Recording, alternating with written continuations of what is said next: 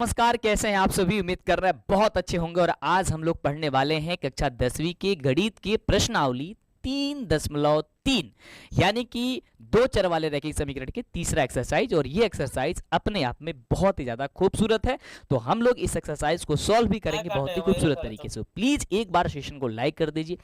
यदि आप चैनल पे पहली बार आए हैं, यानी कि अभी तक आप चैनल को सब्सक्राइब नहीं कर पाए, तो भाई सब्सक्राइब कर दो जल्दी से, शेयर कर दो, लाइक कर दो और बता दो कि हमारी क्लास आपको कैसी लगती है, या फिर आप अंतिम में इस क्लास को देखने के बाद से हमें बता दीजिएगा। चलो स्टार्ट करें। एक बार दिल का इमोजी वोजी भेज दो यार मंटू सर के लिए फटाफट से। चलो स्टार्ट करें। सबसे पहले प्रश्न की ओर बढ़ेंगे और एक एक क्वेश्चन को बहुत ही सुंदर ढंग से हम लोग सॉल्व करेंगे। सबसे पहला प्रश्न आपके स्क्रीन पे है, आप लोग बुक ओपन कर लो, पेन ले लो, कॉपी ले लो और देखो ध्यान से।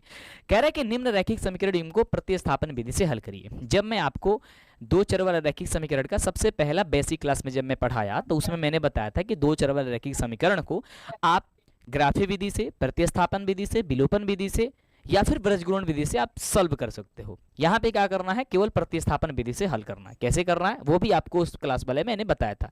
तो मैं आपसे इसलिए कहता हूँ भाई, मेरा एक भी क्लास मत छोड़ा करो यार। प्लेलिस्ट का लिंक है नीचे भी है डिस्क्रिप्शन में, या फिर प्लेलिस्ट में जाओ, कोर्सेस में जाओ, वहाँ पे फटाफट से इस चैनल से आप देख लो, क्योंकि यही एकमात्र चैनल है जहाँ पे आपको सारी कंटेंट पूरी आपकी बुक के आपके हाथों में थमा रहे हैं हम।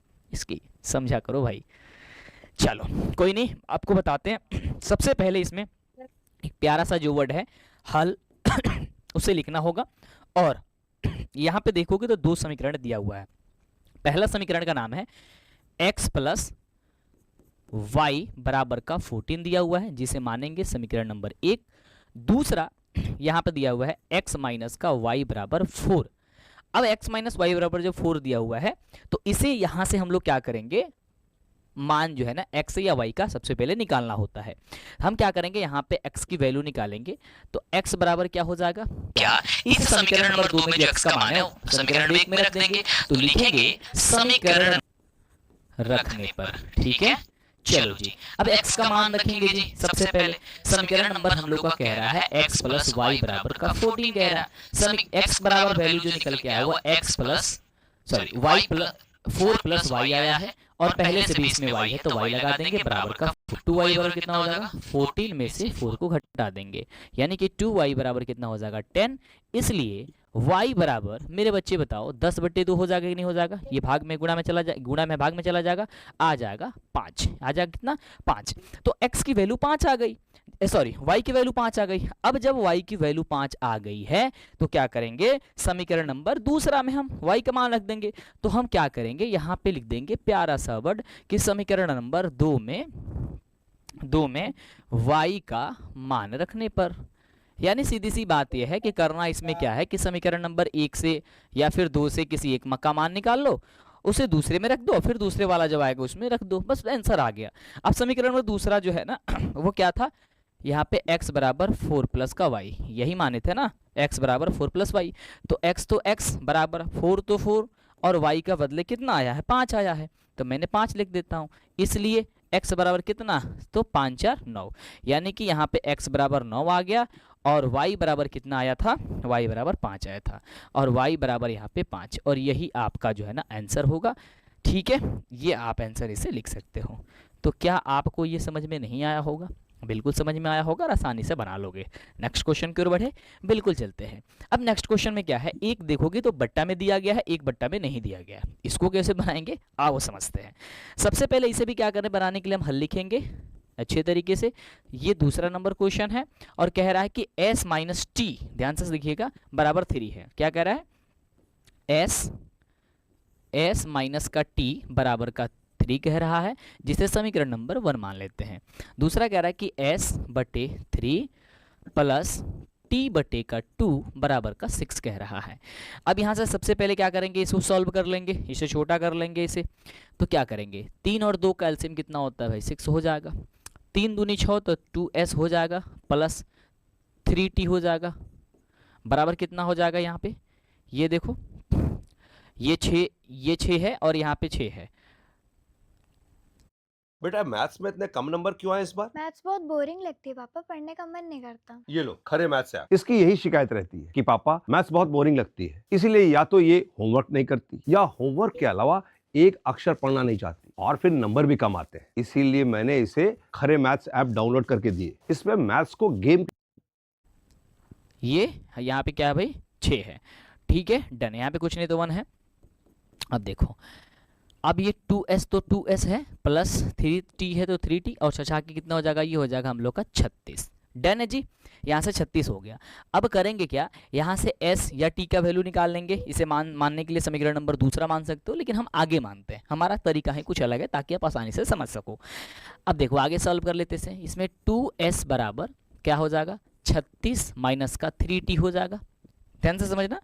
तो s बराबर क्या और क्या हो जाएगा, इसलिए s बराबर क्या हो जाएगा, तो 36 माइनस का 3t बटे का 2 हो जाएगा। अब इसे मानते हैं हम समीकरण नंबर 2।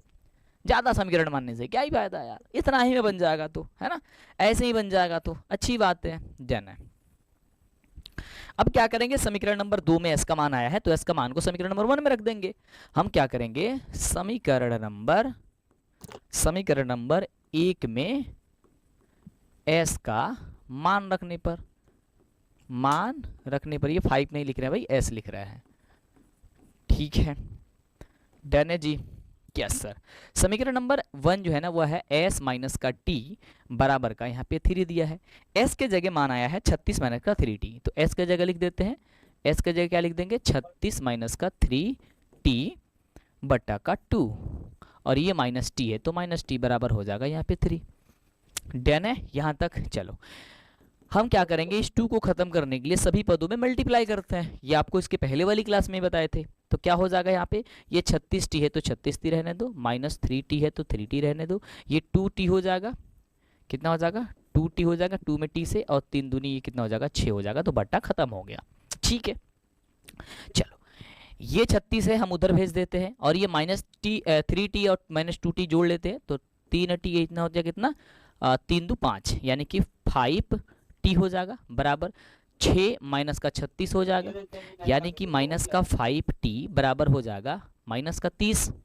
ठीक है, माइनस माइनस कट गया, 5 6 के 30, यानी इसलिए यहाँ पे t बराबर कितना आ गया, तो कहोगे मंटू सर 5 आ गया, 6 आ गया ना, 6 5 30 होता है जी, यहाँ 6 5 30 होता है जी, तो 6 5 30 यानी कि 6 आ गया। ठीक है, जब यहाँ पे t का वैल्यू आ गया तो हम लोग क्या करेंगे, अब समीकरण नंबर दूसरा में रख देंगे। अब क्या करेंगे, समीकरण नंबर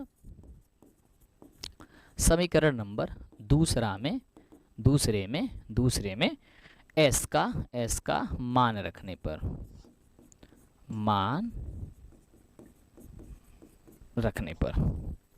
डन है जी।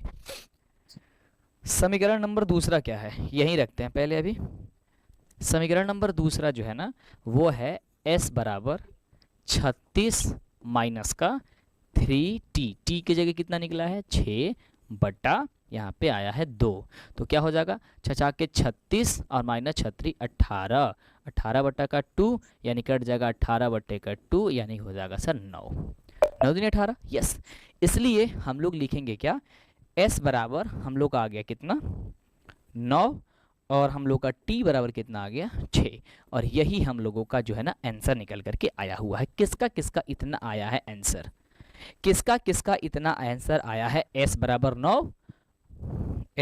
9, और इसको यहाँ पे 6 लिखने की जगह 9 लिख दिए, और यहाँ पे इसका 6, किसका किसका आया है जी, t बराबर 6, किसका किसका इतना आंसर आया, सबका आया। यस, चलो तो आगे बढ़ते हैं। तो इस वाले को बना दो। अब बड़ा सिंपल सा दिख रहा होगा, बड़ा सुंदर सा है भी, है ना, लेकिन इसमें तुम लोग फंस जाओगे। अब कहोगे सर इसमें कैसे फंसेंगे, इतना आसान है, मैं दिखाता हूँ। चलो ध्यान से देखो, यहाँ पे हल करो।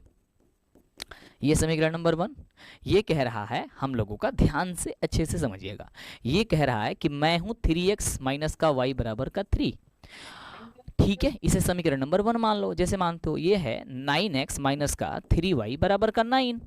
अब यहाँ पे 3 कॉमन ले सकते हैं हम यहाँ से, तो 3 कॉमन लेंगे, क्या इतना हो जाएगा 3x माइनस का y बराबर कितना हो जाएगा, ये 9 है तो 9, 3 3 का 9, यानी कि इसलिए यहाँ पे क्या हो जाएगा, तो 3x माइनस का y बराबर का 3। अब एक चीज़ गौर करो, क्या सर, जब आप गौर करोगे तो यहाँ देखोगे कि 3x माइनस का y बराबर 3 है, और यहाँ पे समीकरण नंबर 1 में भी यही है, दोनों है। अब दोनों है, इसका मतलब क्या है भाई, कि ये इसका मतलब ये है कि a1 बटे a2 बराबर का b1 बटा b2 बराबर का c1 बटा c2 हो जाएगा। आपस में सारे के सारे बराबर हो जाएंगे। और जब आपस में सभी के सभी जब बराबर हो जाएंगे तो इसका अपरिमित रूप से अनेक हल होता है। अपरिमित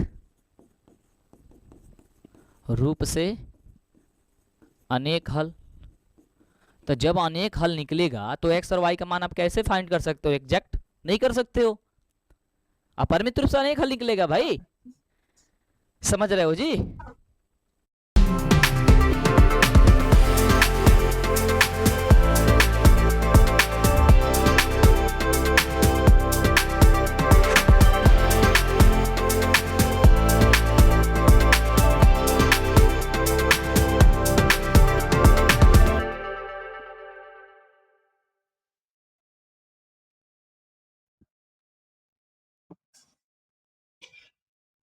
आप क्लास 8, 9 या 10th में हो?